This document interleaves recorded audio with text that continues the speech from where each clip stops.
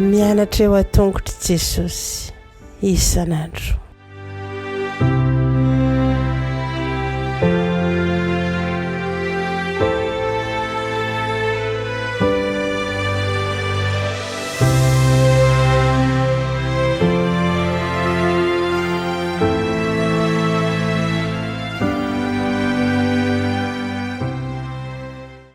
Fahameraba-tsika tsirairay avy-indray amin'ity alarobia voalohan'ny novambra ity tonga milesona ho an'ny lehibe sika amin'ity anio ity fa dia manasanao anaraka izany hatramin'ny farany. Mialohan'izany nefa dia hivavaka sika.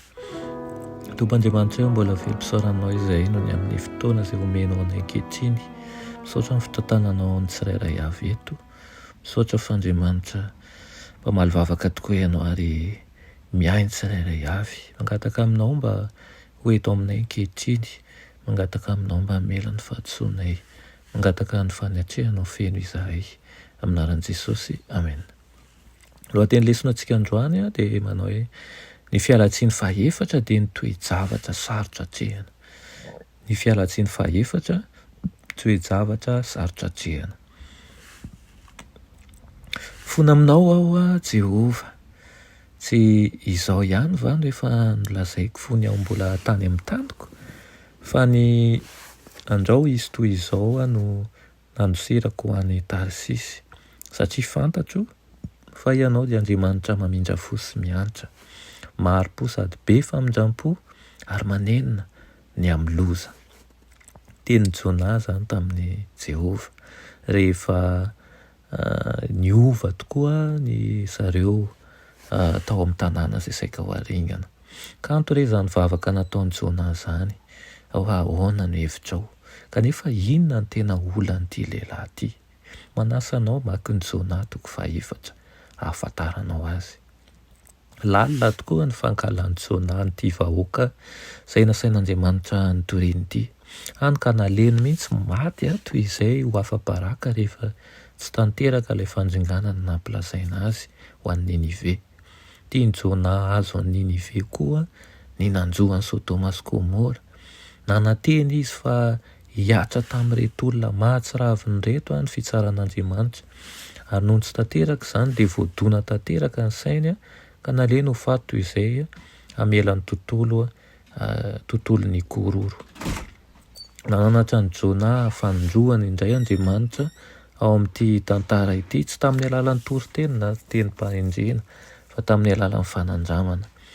Tsy voavolavola mora foana mantsy ny fomba fijery ary tsy voaova koa izany noho ny fandrenesana zava-baovao na zavatra hafa.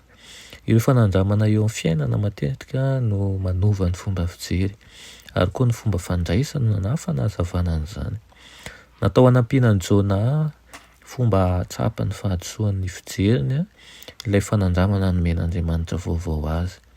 Nampaniry azy teo anatin'ny indray andro tamin'ny fomba mahagaga Andriamanitra izay nialehibe ka azon'ny Jona nialokalofana sy niaro azy tamin'ny hainandro mamay.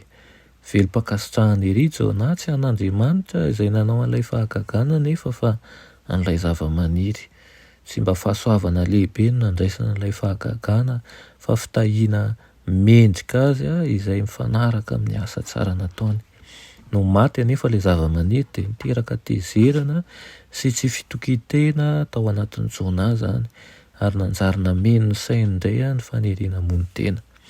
Nanitsy an'i Jona tamin'ny pahalemem-panahy ny feon'Andriamanitra tao aorianan'izany fanandramana izany. Nanampy azy hahita ny fahadalany noho ny fanomezany lanja kokoa ny zava-maniry mihoatra noho ny olona narivony, dia lehilahy sy zaza amam-behivavy maro mba amin'ny biby fiompiny. Tsy mifarana tamin'ny fibebahana Jona nefa ny tantara mitohy izay mitodika amintsika koa zany. Raha mihevitra ny ratsy fanahy sy ny loza be ary ireo tsy misy mpiraharaha eto amin'izao tontolo izao Andriamanitra, inona moa zany mba ataontsika eo anatrehan'izany? Ny lesona antsika anio dia mampijery ny toetrantsika maha olombelona antsika izay fomba fijerintsika ho an'ireo zay hafa zay latsaka anatin'ny fahotana kanefa miverina miova manao ahoana ny fihetsikitsika manoloana azy ireny moa mitory fitiavana sa marary ny fontsika satria tsy tanteraka tamin'ny loza zay tokony hiatra taminy. Ny rina dia mba ho tahaka any Abrahama isika izay mitsinjo manakariva zay ahavonjy ny hafa fa tsy haka ny mitovy amin'nataon'i Jona zay nanome tsinan'Andriamanitra indray rehefa ninia tsy nanao ny ratsy Andriamanitra fa nanome famelan-keloka ho an'ny mponiny Ninive. Amen. Vavaka isika irainay tsara ny Azy-Danitra mbola misaotra anao ny amin'izany lesona omenao anay izany, dia mangataka aminao izay mba havaozinao mandrakariva ka hanana fitiavana ho aseho amin'ny hafa zay fitiavana avy aminao, ka tahaka ny nanavotanao anay dia toy izany ihany koa ny hitiavanay ny hafa mba ho voavonjy ihany koa miaraka aminay. Anaran'i Jesosy. Amen.